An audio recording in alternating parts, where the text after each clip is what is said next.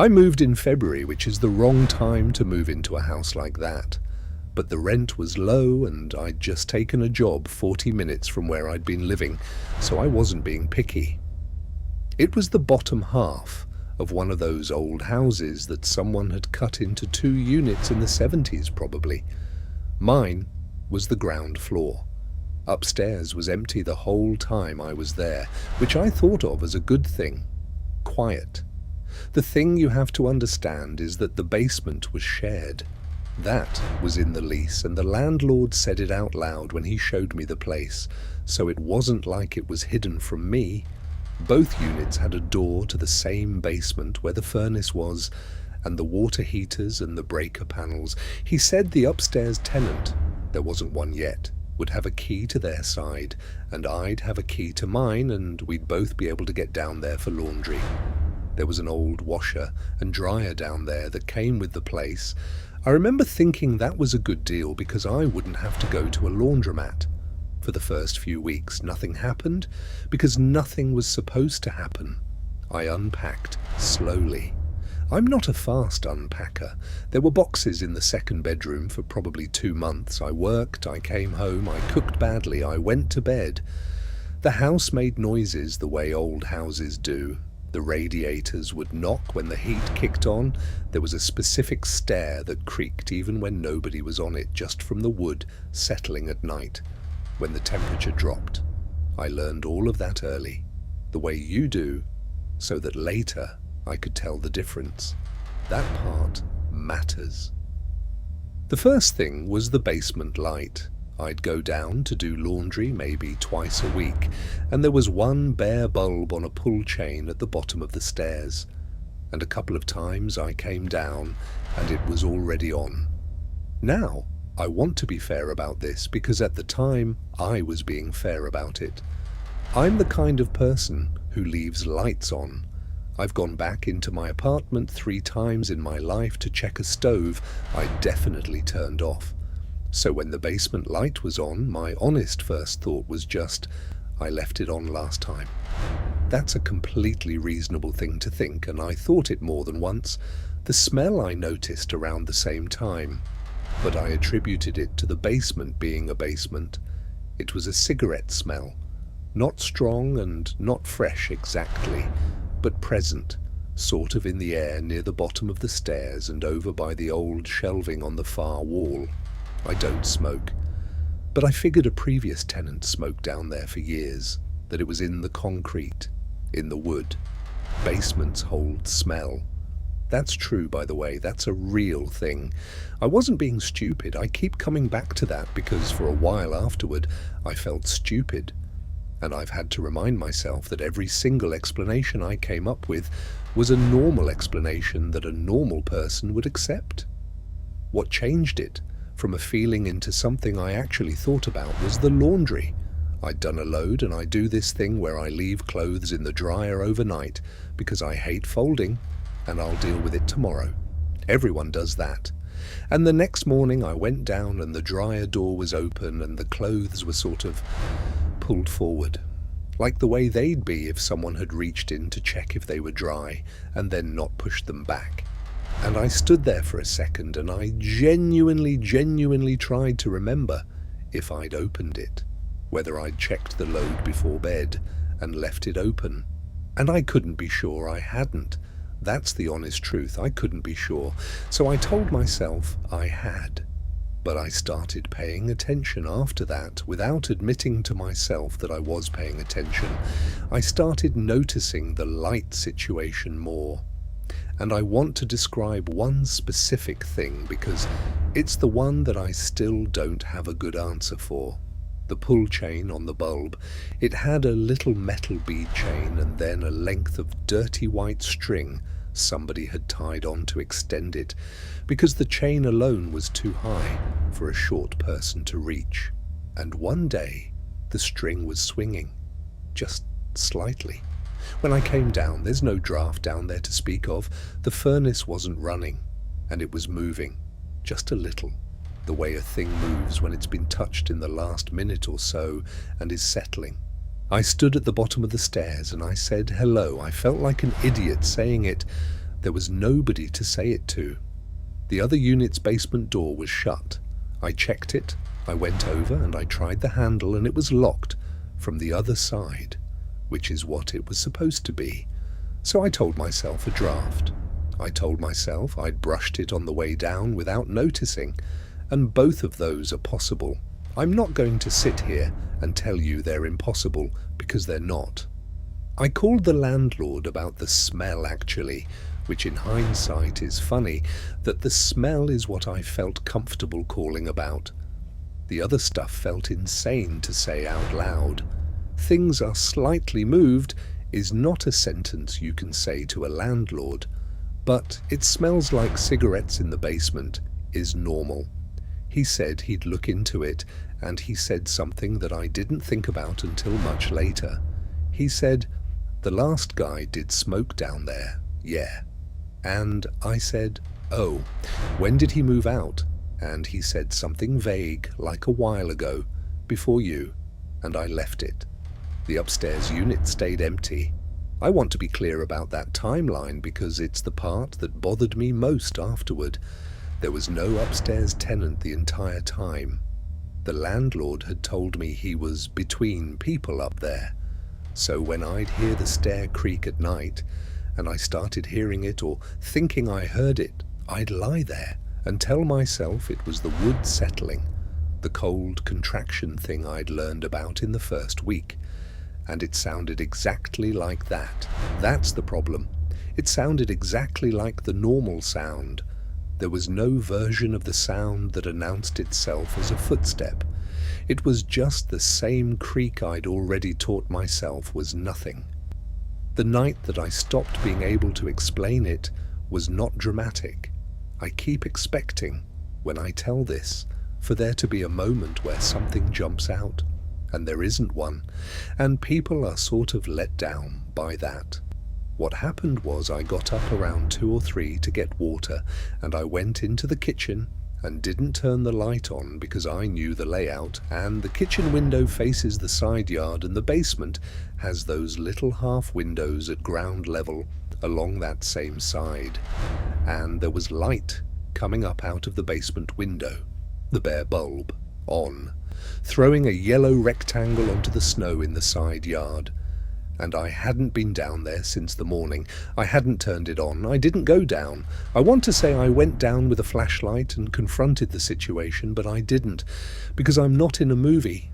And going down narrow stairs into a basement at 3 in the morning toward a light you didn't turn on is the single dumbest thing a person could do. And some animal part of me knew that completely. I went back to my bedroom and I sat on the edge of the bed. I didn't sleep. I listened.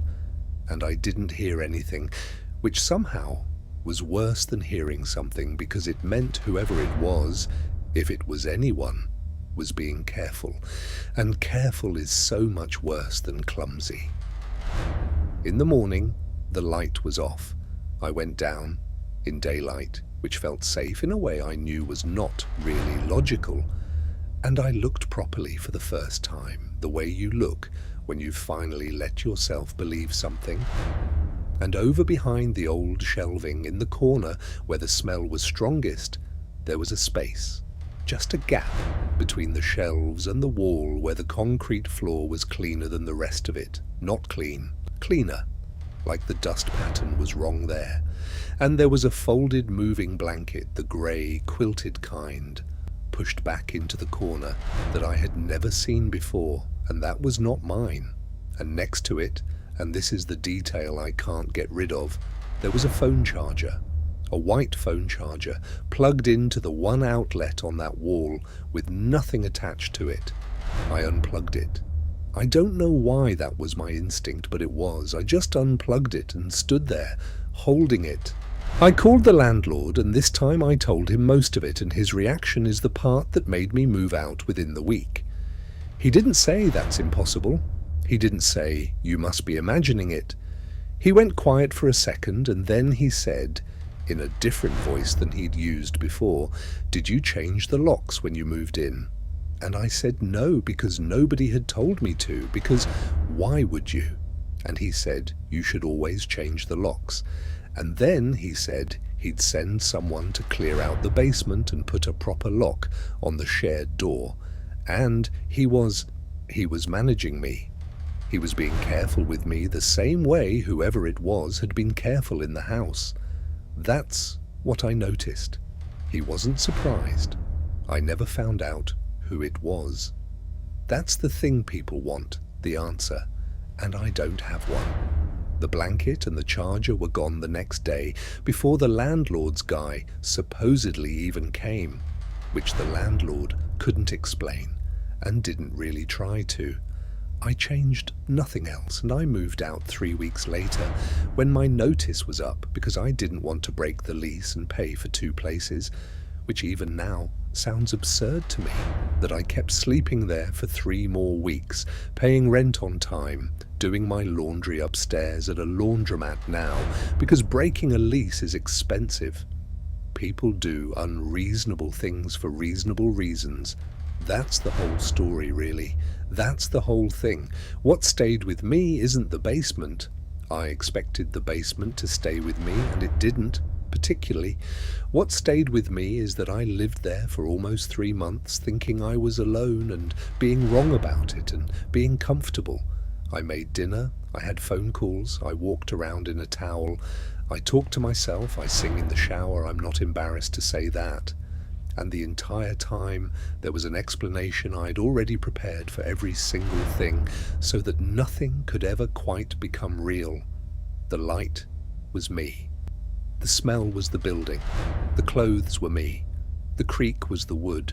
The string was a draft. I had an answer ready before the question could even form, and I think that's the actual disturbing part, that I'd have kept explaining it forever if I hadn't happened to get up for water at the wrong hour. I check locks now. I change them the day I move anywhere, before I even bring boxes in. And I do this thing in any new place where I sit in it quiet for a while on the first night, not doing anything, just listening, learning the normal sounds so that I'll know. And I'm aware that's not really a defense against anything, it just makes me feel like I'd notice sooner. I don't actually know if I would. The second one I think about more than the first, honestly, because it didn't happen in my home, and that took away the one comfort I'd built up after the basement thing, which was that I could control my space. This happened at a job. I worked the desk at a self-storage place for about 1.5 years. The kind on the edge of town next to a tyre shop and not much else. It's a boring job, and I'm not going to pretend otherwise. You sit in a small office with a glass front. You sell people boxes and rolls of tape and rent them units, and you watch the monitors, which are these grainy feeds from cameras over the units and at the gate. Mostly, nothing happens. People come, they put a couch in a unit, they leave. You get to know the regulars, the ones who basically live out of their units even though you're not supposed to, the guy restoring a car who'd be there every Saturday. There was a customer, I'll call him D because I never actually knew his real name, which is part of it. He rented a small unit and he paid cash, which isn't unusual, plenty of people pay cash. He was polite, quiet, a little older than me, maybe 50s. He'd come in to pay and he'd make small talk, and it was always normal small talk. Weather, the tyre shop, whatever. I didn't think anything of him for months. He was just a face. The thing started small, and it took me a while to even register it as a pattern. He'd say things he shouldn't have known. The first time he said, "How's the new car treating you?" And I had just bought a car, a used one, like a week before, and my first thought was that he'd seen me pull in, that I'd parked out front, and he'd seen me get out of it, which is completely possible. The lot's right there. So I said it's fine, thanks, and that was that. But then, a couple weeks later, he mentioned that I must be glad the renovations at my building were done, and I rented an apartment across town, nowhere near the storage place, and I had been dealing with scaffolding on my building for a month. And I had never mentioned that to him. I'm sure I never mentioned it because I barely talked about my actual life to customers. You keep that separate. You give them weather and you keep the rest. And I remember the specific feeling, which wasn't fear yet. It was more like the feeling when you walk into a room and forget why, a kind of blank reach for an explanation that isn't there. I said something like, "Yeah, finally," and I sort of laughed and he laughed, and he left. And I sat there for probably 10 minutes trying to construct how he'd know that, and I could. That's the thing, I built a chain. Maybe he'd driven past my building for an unrelated reason and seen me out front and connected the car to me and the building to me. It's a small town. People overlap. I'd seen customers at the grocery store before, so I put it away.